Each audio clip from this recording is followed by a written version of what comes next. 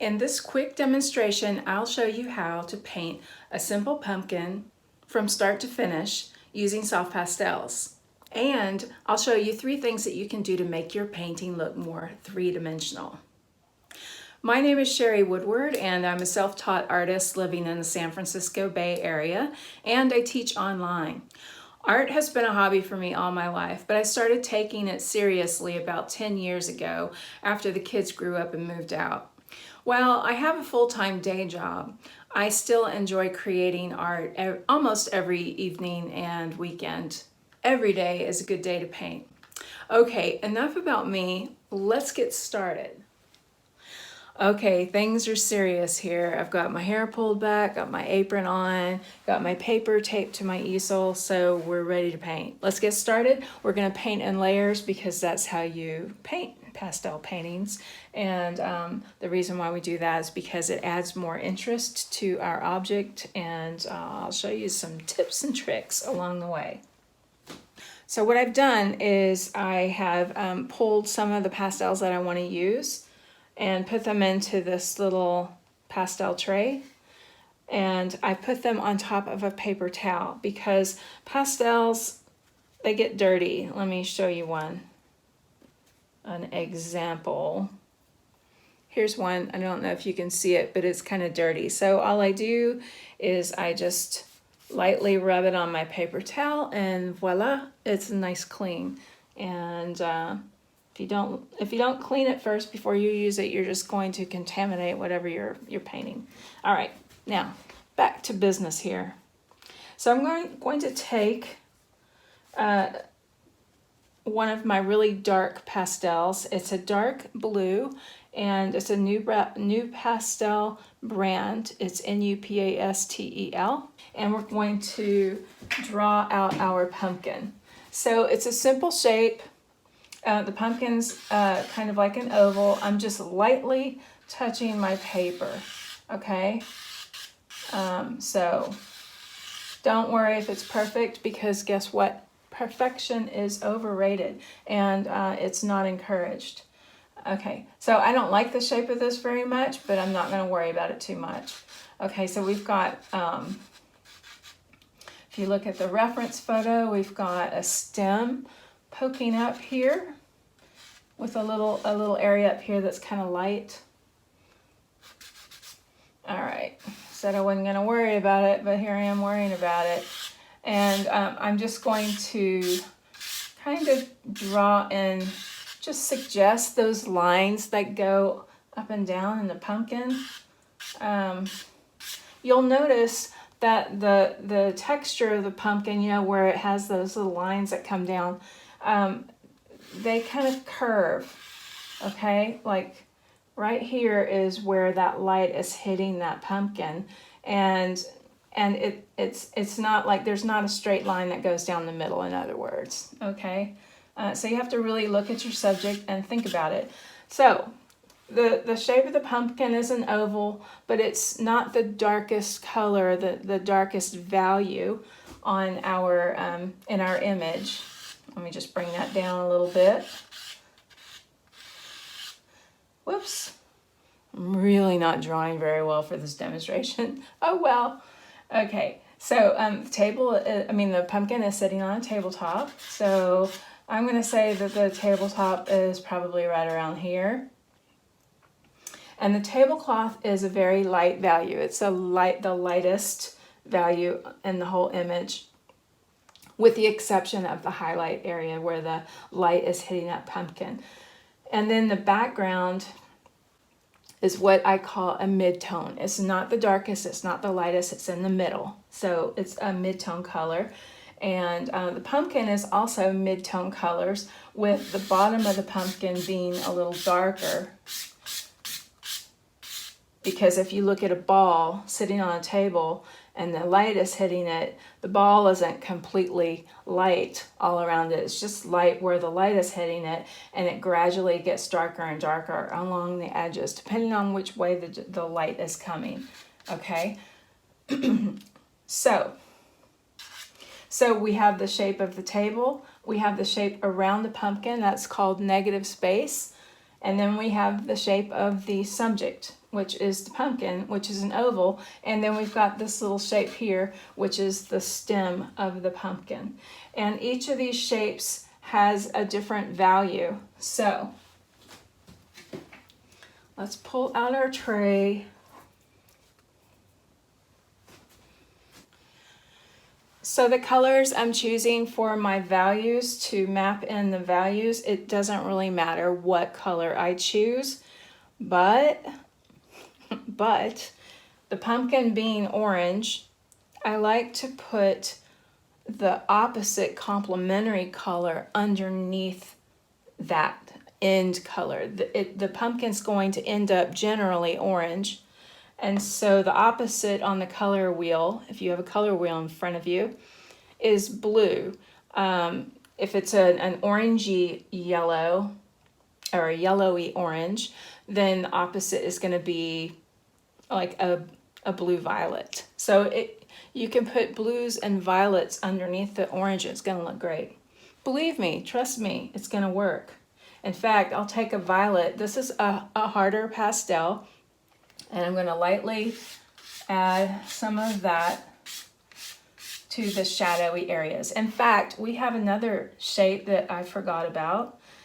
There's the shadow that the pumpkin is casting. That also is a shape. It doesn't have to be a separate object, but it's just a shape. In fact, I'm going to put some dark blue in there too. All right, so what I was going to say is that I want to put variations of values of the opposite complementary color on here, which I think I'm going to put this is a mid-tone, this is a medium, it's not the darkest violet, it's not the lightest violet. So I'm going to add some of this color lightly to everywhere except that part where the sun is hitting. Well, I'm going to add a little bit. And then I think I'll take a light blue, that's a pretty light, and that's going to be my highlight part. Okay, does that make sense? Sort of. Okay, so for the table, I'm going to add this light peachy color. A really super light yellow or peach would look good on this table. It doesn't matter if some of it mixes up with the other color. In fact, I'll clean off my pastel and then add a little bit of that to that highlighted area, and a little bit up here at the top of that stem where the light is hitting. And then we've got the background, which is a mid-tone. So I think I'm going to use, it's kind of a peach mid-tone. It's not a super light, it's not dark, just right, kind of like the three bears. There's Papa Bear, Mama Bear, and Baby Bear. And this color is just right. Okay, you can see some of that color mixed with the other, and it's not a big deal. All right. So now I'm going to take my little piece of packaging foam. It's super soft. Then what we're going to do is we're going to blend this very first layer. Only the first layer is the one that I really want to blend. So after I get done with this, I'm going to put this thing away. I'm not going to touch it anymore. I'm going to start with my lightest areas first. And remember, don't get too hard and heavy with this, because first of all, it's going to tear up your little styrofoam or little whatever this is, packaging foam thing.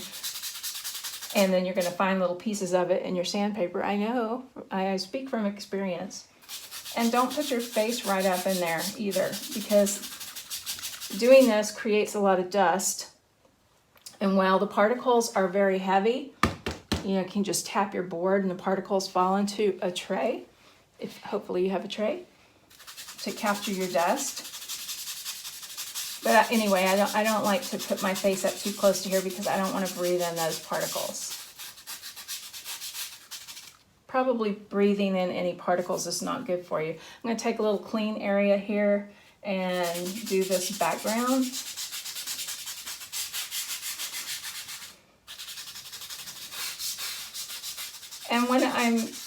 when I'm fuzzying up and blending these colors, I'm moving my little foam thing in the direction that I would be painting if I had a paintbrush. In other words, when I get started on the pumpkin, I'm going to go like in this direction, not like across, okay? Because I want you to see those lines, or have the suggestion of the lines in the pumpkins. So I don't like paint all the details out of everything. I like to suggest things. Makes for a better painting. Okay, so I'm kind of going in a diagonal direction for that shadow.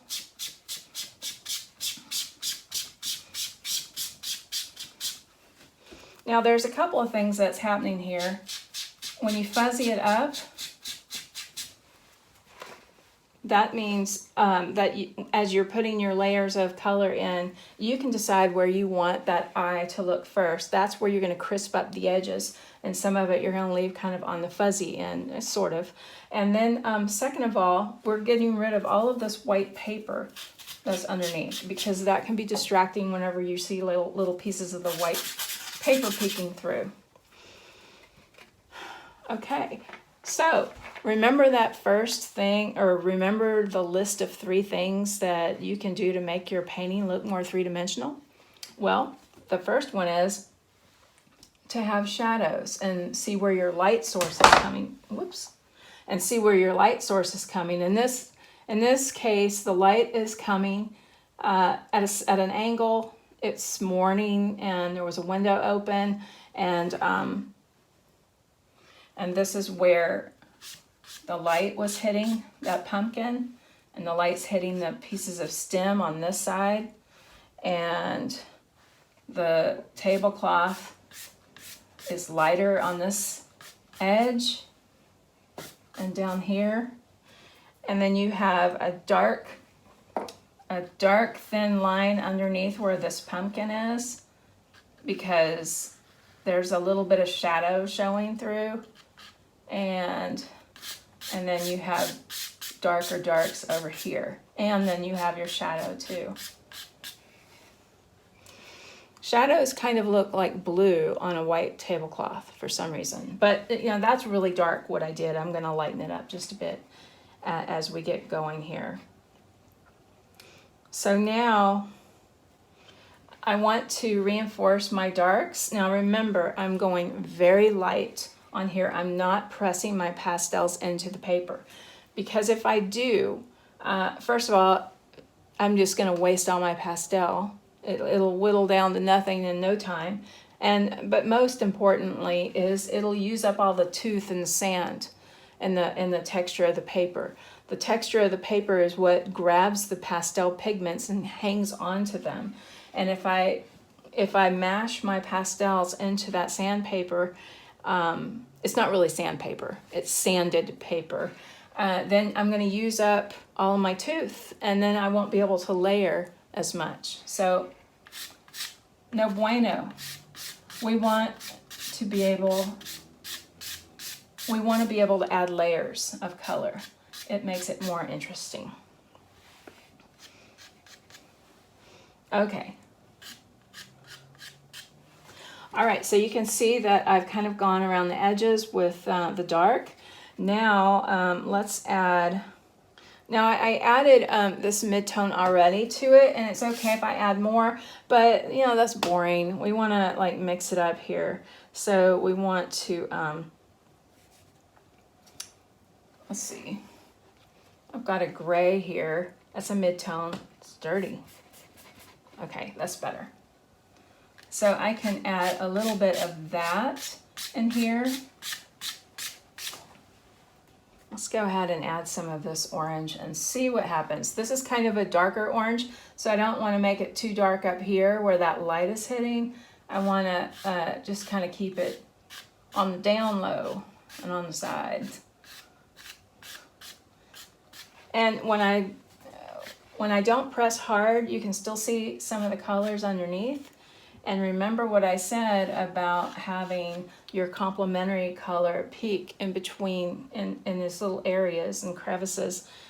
Just makes for a more pleasing, visually pleasing painting. Okay, now this is a darker orange. Let's see how that looks. Ooh, that's pretty.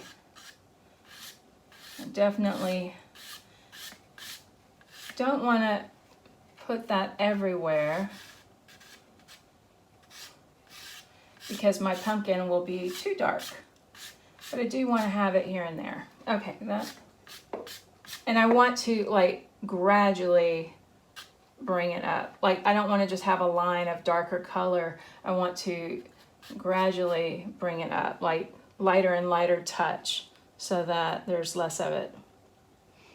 Okay, so this is a really pretty, it's an orangey color, but it's kind of a coral color, and I just want, it's, I don't know, kind of pinky, and I just like it. So I'm going to add just a little touch of it. Now it's a lighter color, so I'm just going to very lightly add in a few spots where it's lighter. Let's see.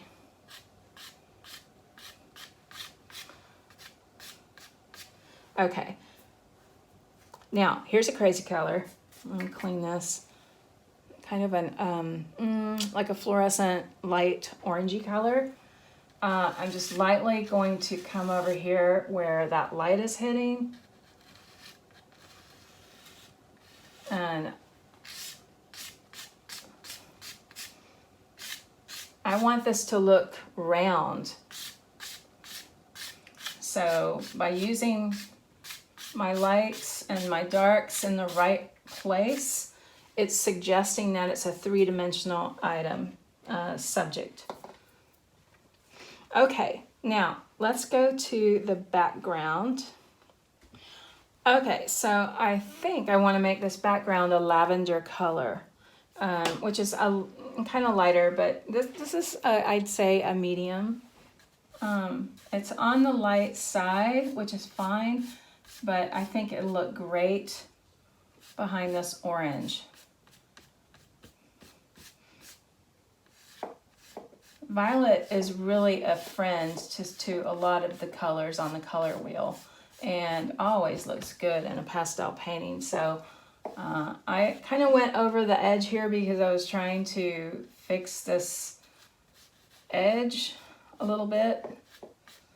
Not sure that I'm doing it very well, but it's okay.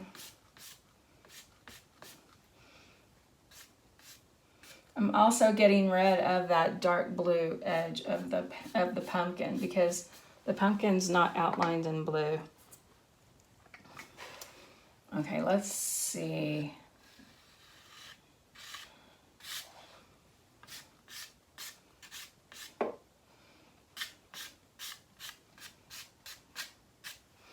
Okay, I was just trying to fix it. So it's just like you just got to play around with it for a bit. But you just make sure you use a light touch no matter what color you add. That's looking a little bit better. You know what we need? We need some highlights. I'm going to take, it's almost white. It's actually got a little bit of a yellow in it. And I'm just going to lightly add where the light is hitting. So the light is hitting at this angle, kind of in the front, but to the side, and you can see the shadow cast in the back. Now, tip number 2 about making your work look more three-dimensional is when you have a horizon line like this, you want it to be fuzzy. You don't want it to be a crisp line because a crisp line is going to bring it forward. In fact, oops. Okay, so let's see. We're going to have to play around with that. In fact,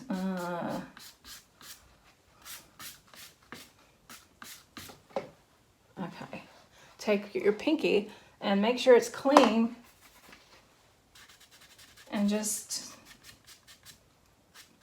kind of smooth it out. Oh, I didn't have a clean hand, a clean finger, but that's okay. Okay, let's see.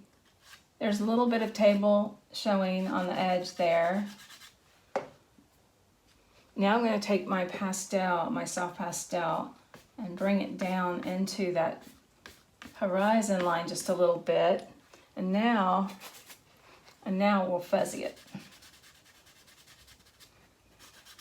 As things are further away from you in the horizon, they're less crisp, they're more fuzzy, and they're grayed down, like it's a duller color, it's a bluer, purpler color. If you look at purple mountains in the distance, you'll see what I mean. Okay, so I want to blend just a little bit this background because it's too busy and it's taken away from my star. The star of the show is a pumpkin. So I don't want to take all of her thunder away. In fact, I'm going to tone down this purple with a lighter, kind of a grayed down, lighter purple. I call it either violet or purple. I tend to say purple, but when I say purple, I'm really meaning violet. I really don't know if there's a difference. So don't judge me. Don't judge me. Okay, this is looking better just by toning down that background and fuzzying up to where it almost looks like you can't tell where the table really ends and begins or ends. See, that's better already. Now, let's go with lighter blue. You know, I had like a really super dark blue there. And just like let it blur into the background. Now I have this really dark, super dark. It's kind of a brown color, but it's pretty neutrally for a brown. And it's so dark. It's a Terry Ledwig. It's so dark that I just barely touch. I don't want to overdo with it too dark because then it'll take your eye straight to that stem, and that's not really what I wanted to do. So I'm, whoops. I've got dirty fingers. Dirty. Okay. I just wanted to make sure that I'm reinforcing that edge that's super dark, but not making it a definite line. You just want broken lines.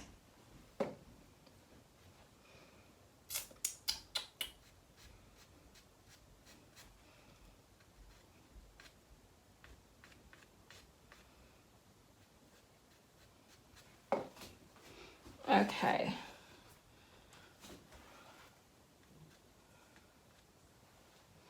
I can also take this gray, it's a medium, a mid-tone, and kind of go in here and make some, you know, color in the shadowy areas of that stem too, just to tone it down a little bit.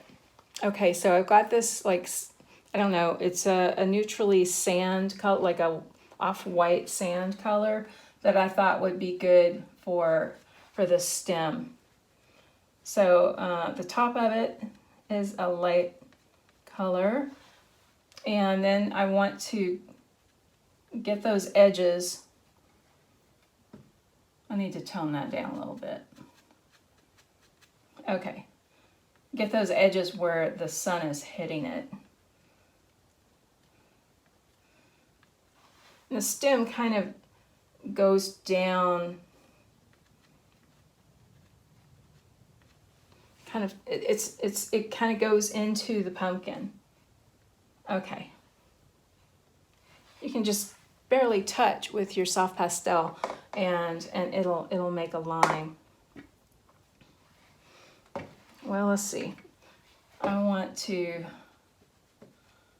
tone down this edge here.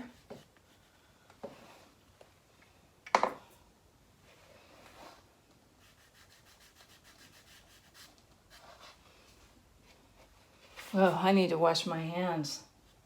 Sometimes you just gotta take a break and wash your hands with soap and water and get them nice and dry, and then come back and work some more on your painting. So there's the third thing that I wanted to explain to you that you can do to make your painting look more three-dimensional is color temperature. And color temperature can be a little confusing for people, but here's an example that I did up here. When I did the background, I used this color here, and it's a lavender, but it's kind of a warm looking lavender. It's not a cool lavender. Let me show you what a cool lavender looks like. So this is what a cool lavender would look like. They're both lavenders. If you look at the lavender flowers, sometimes they're the reddish color lavender and sometimes they're the bluish one. So the bluish one is a cooler lavender and the reddish one is the warmer lavender. When you're using a warmer color, it comes forward. It's the closer you are, usually, depending on the light, it's going to seem like it's closer to you. And if you notice, I grayed down the lavender with this, which is a cooler lavender, and it started going back. It's an interesting optical illusion that happens. Just making a little tweak here, just so that shadow makes sense. So you'll notice that on the pumpkin, we had a variety of different oranges. So some of the oranges that we used, this is almost a pink orange. This is a cooler orange, and this is a warmer orange. So this would be, although it's kind of a light medium value, it's going to be a little bit closer to the shadowy area. And then this warmer one will be closer to where the light is hitting. So it'll make it appear more three-dimensional. Cool, huh? All right, so all you got to do is sign it, and then you're done. I hope that you enjoyed our time together. I thoroughly enjoyed putting this class together, and I will be putting more freebies up. So if you enjoyed this and you want to see more, be sure to subscribe to my YouTube channel and hit the like button. Show me some love. Maybe even leave a comment if you have time. And be sure to leave a comment if you have questions. And we will see you the next time.